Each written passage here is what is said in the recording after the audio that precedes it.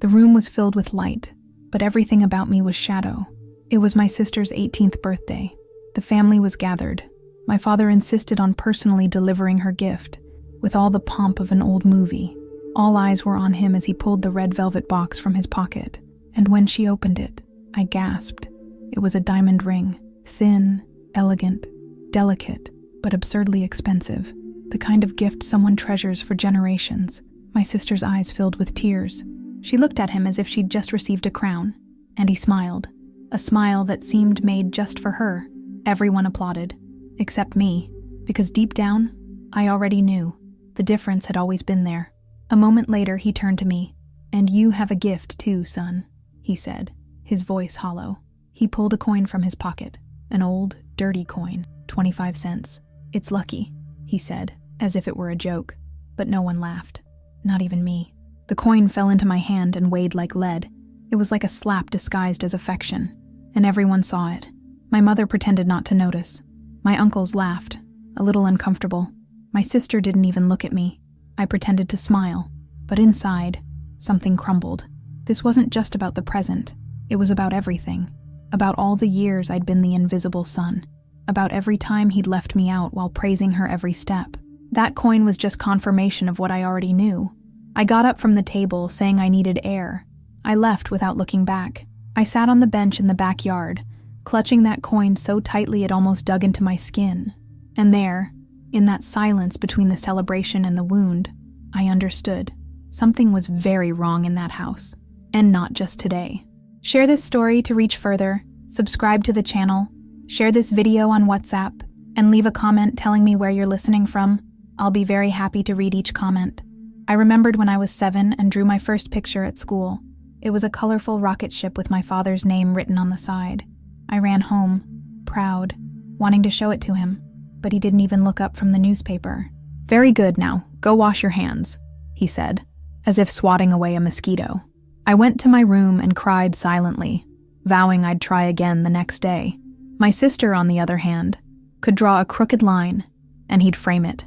Every single thing she did was celebrated, and I grew up thinking the problem was me, that maybe I just wasn't good enough.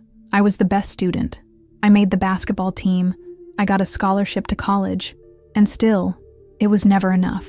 The coin, that day, wasn't just an insult, it was a reminder. I put it in my pocket, and I began to dig into my own memory. When had this difference begun? Why? What had I done wrong? I'd asked my mother once in a low voice, "Do you love me the same way you love her?" And she'd said, "Of course you do."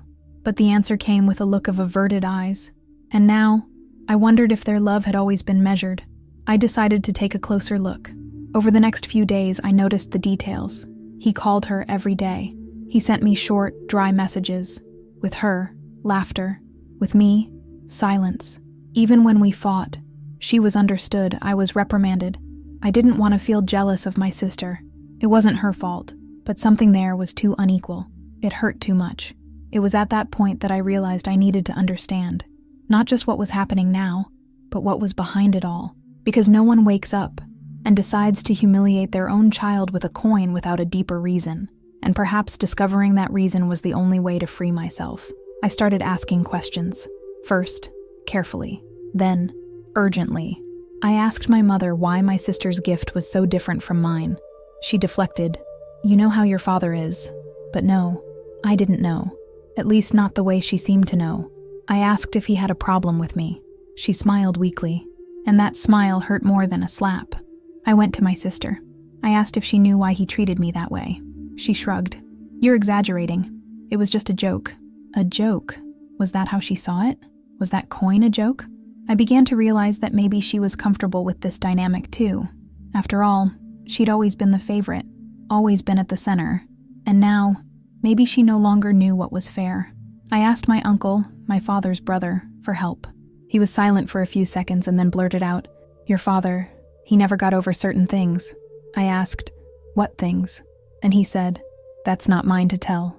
That was the moment I understood. There was a buried past, and everyone around me was willing to protect it, except me, because I was the one bleeding. Memories began to come back in fragments. Once, I heard my father yell at my mother, "He shouldn't even be here." At the time, I thought it was just a normal argument. But now, Those words seemed to carry a different weight. What did he mean? He shouldn't be here?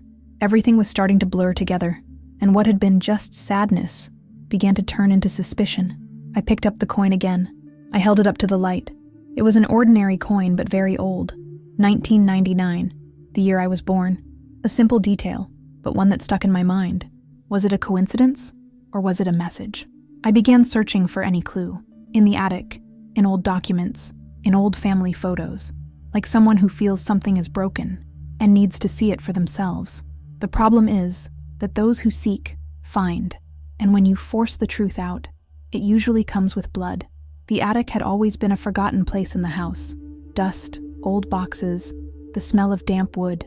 I climbed up there with a flashlight and a blinding desire to find something. Anything. After hours of rummaging through Christmas boxes and dusty albums, I found a cardboard box with brown tape, hidden behind an old fan. My name was written on it in blue marker. Liam. My heart raced. I opened it with trembling hands. Inside were old papers, birth certificates, medical records, cut-out photos. The first document I saw was a birth certificate, not the one I knew. This one was from a different hospital, a different city, and one detail that brought me to my knees, the father's section, was blank.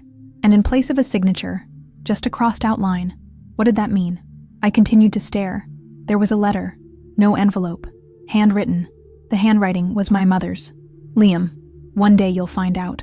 And when you do, I hope you understand that I tried my best. My eyes burned.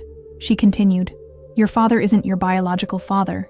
He came into our lives when you were just a baby. He raised you, yes, but he never accepted you as part of himself. That was it. That was all.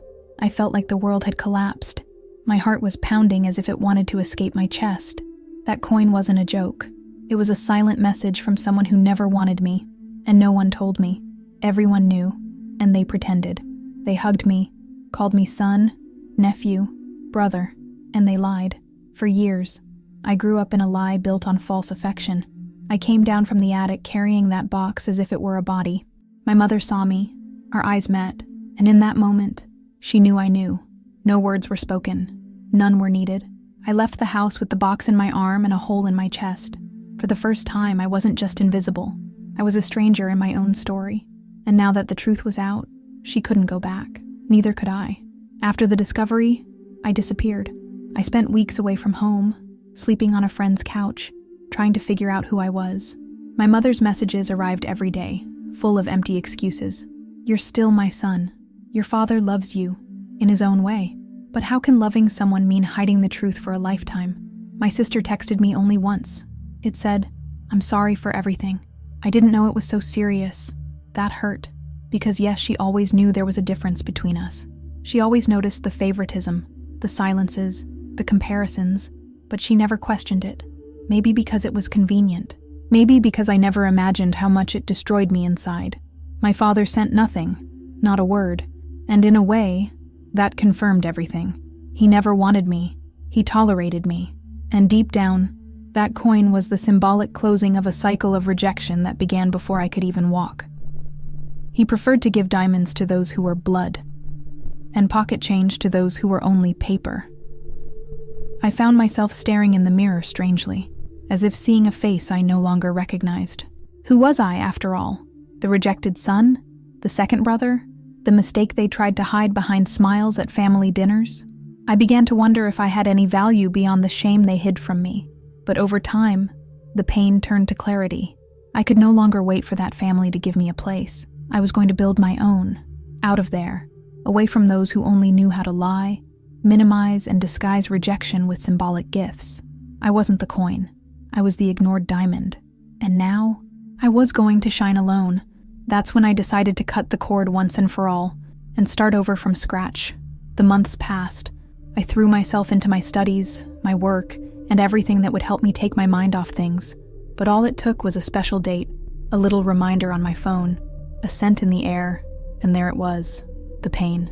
Present, silent, throbbing. It was as if a part of me had been ripped away. And even though I knew that family was never truly mine, it hurt to lose it. Until one day, I received a letter. Handwritten. No return address. I opened it cautiously and recognized the handwriting immediately. It was from my father. Yes, from him. The man who never hugged me properly, who never looked at me with pride. The first sentence of the letter broke me. "I am sorry for everything. I messed up, and I know it might be too late," he continued. "I was a coward. I thought pretending to be normal was enough, but when I saw you leave that house with the box, I realized I lost what I never had the courage to hold on to." The letter didn't try to justify it, just admit it. For the first time, he was writing as a man, not a shadow. He said the ring was a family heirloom, something reserved for his legitimate daughter, that he considered not giving it away. But deep down, he wanted to make a symbolic separation, a cruel mistake. He finished by saying, "The coin belonged to your grandfather, the only man who treated me well. I gave it to you because, despite everything, you always reminded me of him." I cried like a child, for the pain, for the truth, for everything that was said too late. But I cried, mostly, because I understood that forgiveness doesn't erase, it soothes. And in that moment, the wound didn't heal, but it stopped bleeding. After reading that letter, I stood there for hours, thinking, weighing. I didn't know if I deserved to give him another chance, or if he deserved me back. But there was something inside me that wanted to close that cycle. Not angrily, but firmly. I decided to come back, just for one day, just to say what needed to be said. Looking him in the eye, I arrived late in the afternoon. The house seemed smaller than I remembered. My steps were heavy, as if every inch were made of unresolved memories. I knocked on the door. My mother opened it. She was shocked. She almost cried. I didn't hug her. I just asked, "Is he here?" She nodded and let me in. The house smelled of silence. I found my father sitting in the armchair where he always watched TV, but this time, without the remote in his hand. He saw me, stood up slowly, and simply said, "Thank you for coming." I sat on the sofa. I stared at him for several long seconds. Then I took the coin from my pocket and placed it on the table. "Do you know what this meant to me?" I asked. He swallowed hard. "It meant I wasn't part of anything, that I was a reminder of what you didn't want to remember, that I was just tolerated," I said. He lowered his head. "I didn't know how to love you like I deserved, and if I could go back in time, I would do everything differently," he replied. I remained silent, not because I forgave, but because I was tired of keeping everything bottled up inside. My mother stood nearby crying. My sister came down the stairs and stood in the doorway. She cried too. I didn't, because in that moment, I felt something stronger. Peace. The truth was there, exposed, unvarnished, unapologetic. For the first time, everyone was looking at me, and not through me.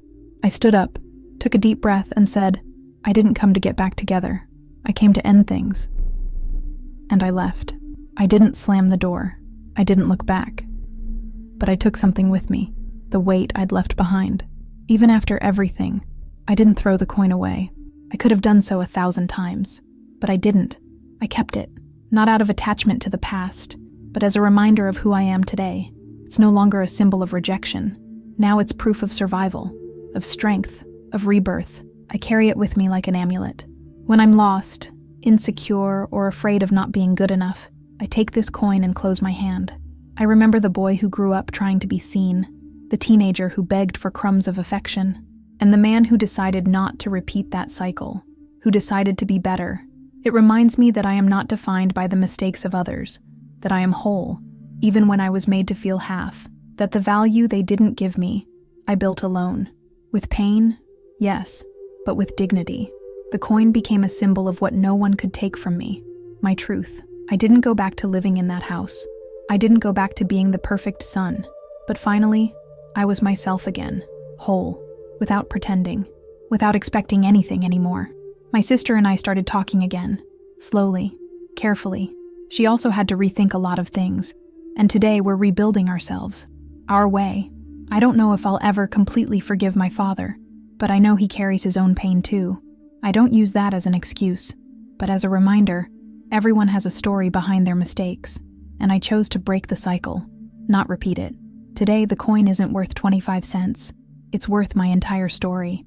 Over the next few months, my sister began reaching out to me more, first with short messages, then with phone calls, until one day she invited me for coffee.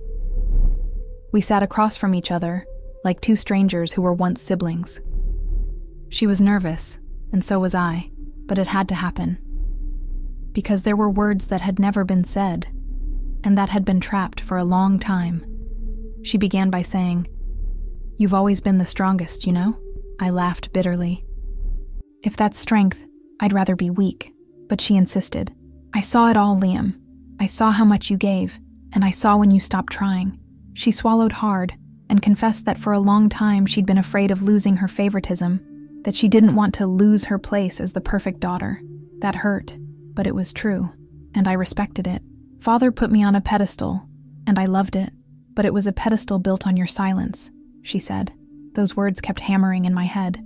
I knew she was favored, but I never imagined she also felt trapped, manipulated, turned into a symbol.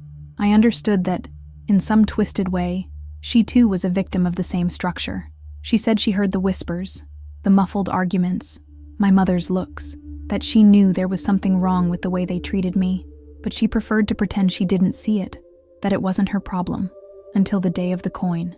That day I saw your face, and I understood everything. But it was too late, she said, and she cried. For the first time she cried for me, not for herself. I held her hand, not because everything was resolved, but because she had the courage to see, to admit, and to ask me for forgiveness without pretty words. True forgiveness comes from pain, and ours began there, in a silent cafe, with two brothers learning to look at each other again, with no past between them. Sometimes, all we need is for someone to see what hurt, and say, "I saw it." That alone changes everything. Days later, I received a letter from my mother. It was simple, no nonsense, but with something she'd always lacked: truth. She began by saying she'd been weak, that she'd chosen to protect the peace of the house instead of protecting my right to know. "You were a baby when it all started.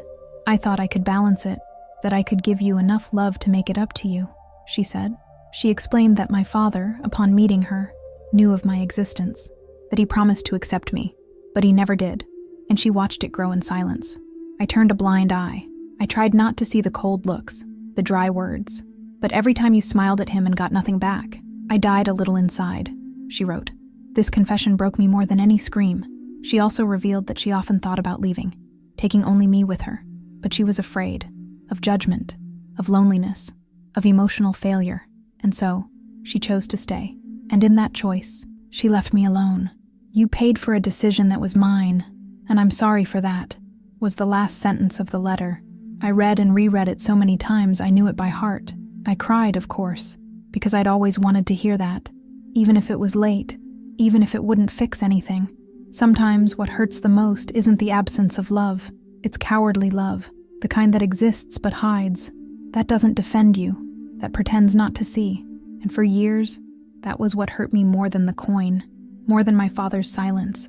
I called her, not to yell, but to say, "I got the letter." She cried on the other end, and for the first time, we were silent, but a different kind of silence. The silence of someone who finally understood each other, of someone who finally spoke, and of someone who finally listened. Sometimes peace doesn't come with a hug. It comes with a letter, with a sentence, with the courage to stop lying. After everything, I had to relearn how to live, how to see myself, because for so long, I was a reflection of what they said I was. The youngest son, the second-born sibling, the invisible detail. But now I had the truth in my hands, and with it, the chance to rewrite everything. For the first time, my story would be told by me, not by them. I started therapy. I started writing again. I enrolled in an art class. I rediscovered things I loved and had left behind in the pursuit of acceptance. I started painting again, creating again, and each stroke on the paper was like stitching together a part of me that had been torn apart by years of silence. It was painful, but liberating. For the first time, I created not to be seen, but to see myself. I also started talking to others who had been through similar situations, stories of rejection, emotional abandonment, family favoritism, and I realized I wasn't an isolated case. I wasn't crazy, nor exaggerated. I had a multitude of people screaming inside, holding invisible coins, and that gave me strength. It gave me purpose. I turned pain into fuel. I created a small online channel. I started telling my story. No cheap drama, no self-pity, just the truth. People started listening, commenting, thanking, and this gave me something no gift ever gave me: belonging. I finally felt whole, even though I carried scars. The coin now sat in a frame, hanging above my desk, Beside it, a phrase I'd written, "I am not what they gave me. I am what I built." Every day I looked at it and remembered, I survived, and that's worth more than any diamond. Life didn't give me everything I wanted, but finally, it was giving me everything I needed. I got the call on a cloudy afternoon. My mother. Her voice was shaky. "It's your father. He's feeling bad. He asked about you." I felt a lump in my throat. There were seconds of silence between her words and my response. I didn't know what to feel. Anger, pity, justice. All I knew was that my heart was pounding as if reliving every moment of that story. "Are you going?" she asked. And I said, "Yes." I entered the hospital with stiff steps. That smell of antiseptic and the end of the line enveloped me. I was guided to the room. When I entered, he was there, fragile, gray, nothing like the man with the strong voice and hard presence. He opened his eyes and saw me. A small smile appeared. "You came," he said, as if that were all. And in that moment, I understood something I didn't want to understand. He held my hand tightly, as if he knew he wouldn't get another chance. "I never knew how to love you," he said. The sentence hit hard. "But I watched you grow, and silently, I regretted it every day," he continued. It was a last-minute confession. Simple, raw, true. I didn't cry. I just listened. Because in that room, there was no room for more hurt, only closure. He apologized. Not with pretty words, but with tired eyes. He said the coin was for me because, deep down, he knew I was stronger than any gift. "It was the symbol that you no longer needed to prove anything," he said. I don't know if that was true, but I decided to believe, because believing freed me, and forgiving freed me even more. I stayed there for hours, unhurried, holding the hand of a man who had denied me so much, but who now asked the least of me, to be seen before the end. When I left the hospital, the sky was still gray, but inside me, there was sunshine, there was silence, there was peace. Sometimes it's not about changing the past, it's about facing it head on, and not letting it swallow us. He died on a silent morning. There was no drama. There was no movie-like last breath, just a slow shutdown, like someone who's finally tired of carrying the guilt. I went to the funeral. I stood in the back, few people, very quiet. My mother hugged me tightly. My sister cried. I just breathed. Grief is strange when you're still digesting everything that came before it. After the ceremony, my mother took me aside. She pulled a small wooden box from her pocket. "He asked me to give you this, if you had the courage to come." The box was old, worn, with marks on the sides. I opened it carefully. Inside was a letter, and something that made my hands tremble. A ring. Yes, a silver ring. Simple, rustic, but with an inscription inside. "You were always more than they said." The letter was handwritten. He said he'd bought the ring years ago but never knew the right time to give it to me, that he'd been a coward, that he'd been afraid to show any sign of affection and be rejected by me. "You weren't born of my blood, but you were born into my life, and that taught me more than any other moment." Those words burned into me like fire. I didn't cry there, in front of the box, but I cried that night, in my room. I cried for the loss, for the delayed healing, for the chance he didn't have the courage to live with me. The ring was on my finger now, not to replace what was missing, but to remind me that, in the end, he tried. Late, yes, but he tried. And sometimes, that's something. I understood then that not all reparations come at the time we want. Some come at the end, others only later. But when they come, and they come with the truth, they have power. Not to erase the past, but to bring peace to the present. And, with luck, free the future. Some parents give love, others make excuses. Mine gave silence, and in the end, he tried to give me back my voice. It's been a while. The coin is still with me. The ring, too. They sit side by side on my desk, like two opposing symbols of the same journey. One reminds me of absence, the other of the belated attempt at presence. And I look at them not with anger, but with respect, because it was among them that I discovered who I truly am. I am the boy who survived the scorn without becoming bitter, the teenager who didn't bow to silence, the man who didn't repeat his mistakes, who broke the cycle, who looked in the mirror and decided, my story will be mine, and no one else's. This didn't come easily. It came with pain, but it was mine. My relationship with my sister today is light. We laugh about things that once hurt. We share wounds, but also victories. She gave me a keychain as a gift one day, and on it was engraved, "You're worth so much more than a quarter." We laugh, we cry, Because laughing about what once almost destroyed us is the greatest form of healing. My mother comes to visit me sometimes. She cooks for me. She asks if I'm eating properly. We still have silences, but they're silences of people who respect each other, of people who are trying. She lost a love. I lost a version of the family, but we gained something new, more real, cleaner. Today, I know that family isn't always the person who gives you your name. Sometimes it's the person who has the courage to apologize, to look you in the eye, to stay. And sometimes it's you, the person who decides to be your own home, your own embrace. Today, the coin no longer weighs heavily on my pocket.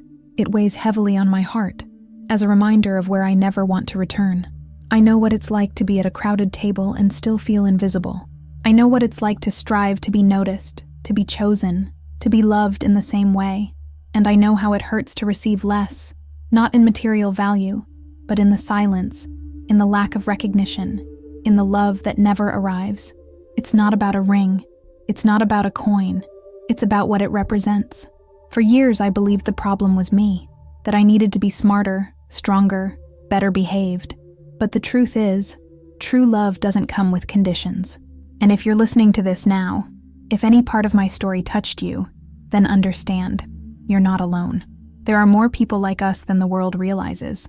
There are siblings who grew up in the shadows, children who never heard a sincere, "I love you," people who harbor silent pain for years, like someone carrying a weight no one sees. And believe me, you are valuable. You matter, even if no one has told you yet.